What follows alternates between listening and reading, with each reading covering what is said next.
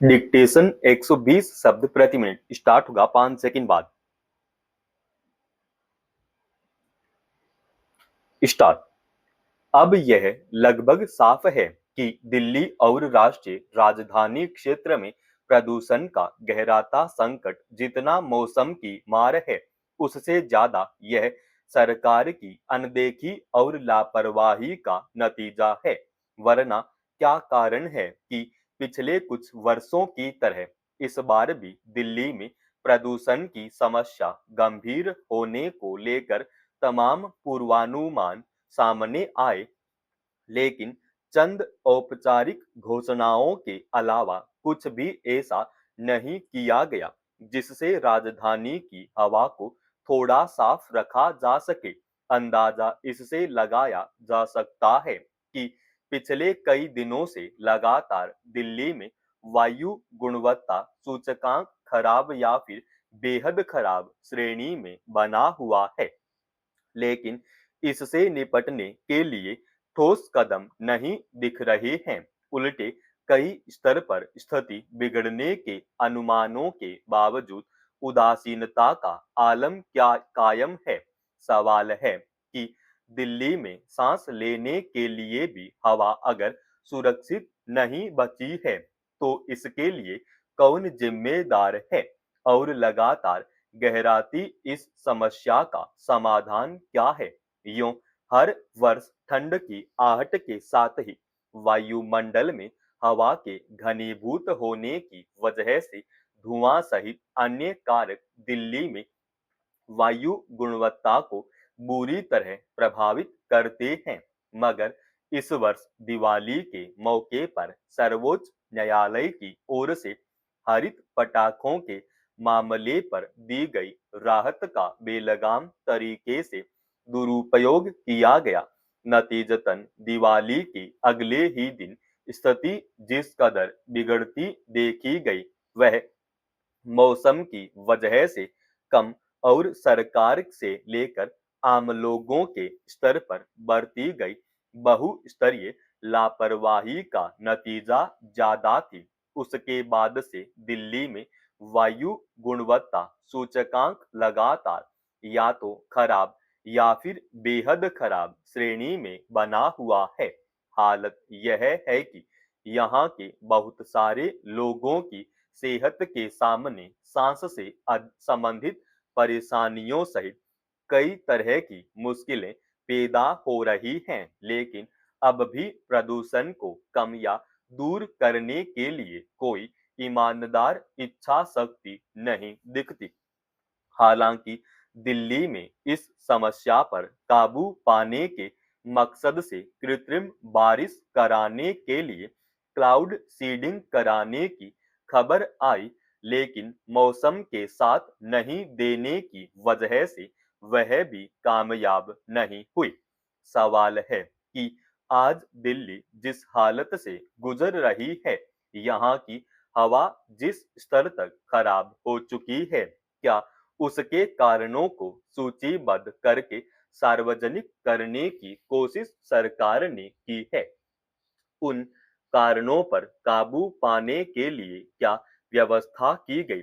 हकीकत यह है कि प्रदूषण के चिंताजनक स्तर तक पहुंच जाने के बाद सुप्रीम कोर्ट को केंद्रीय वायु गुणवत्ता प्रबंधन आयोग से हलफनामा दर्ज करने के लिए कहना पड़ रहा है कि प्रदूषण को गंभीर होने से रोकने के लिए क्या कदम उठाने का प्रस्ताव है।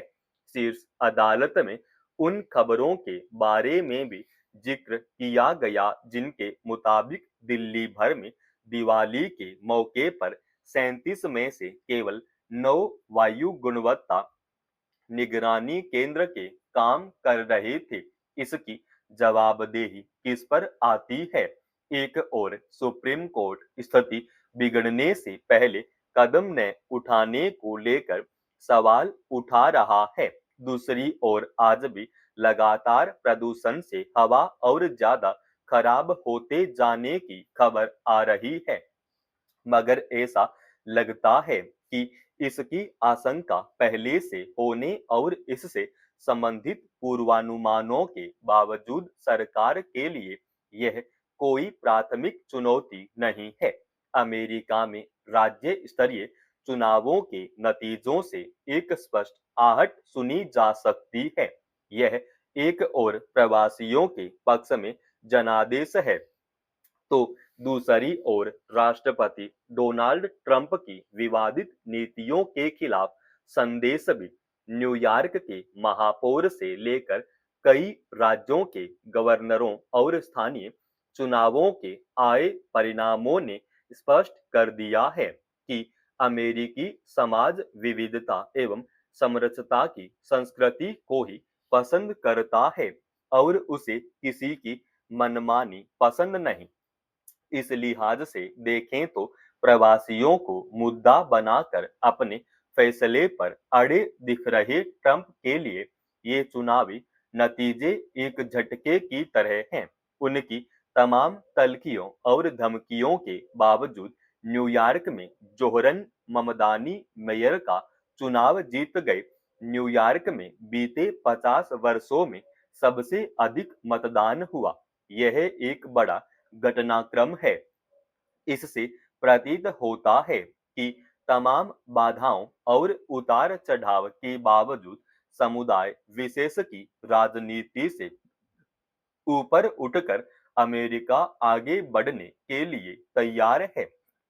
न्यूयॉर्क से लेकर वर्जीनिया, मिसिसिपी, केंटकी और ओहायो के सिनसिनाटी शहर में हुए चुनाव में जहां डेमोक्रेटिक पार्टी का दबदबा दिखा, वहीं भारतवंशियों का भी खूब बोलबाला रहा। खास बात यह है कि इन नतीजों के बाद अमेरिका में डेमोक्रेटिक पार्टी के भीतर फिर से उत्साह लौट आया है और खुद हिलेरी क्लिंटन ने नतीजों को लोकतंत्र की जीत बताया है। इसी के साथ यह भी स्पष्ट हो गया है कि देश वास्तव में क्या चाहता है।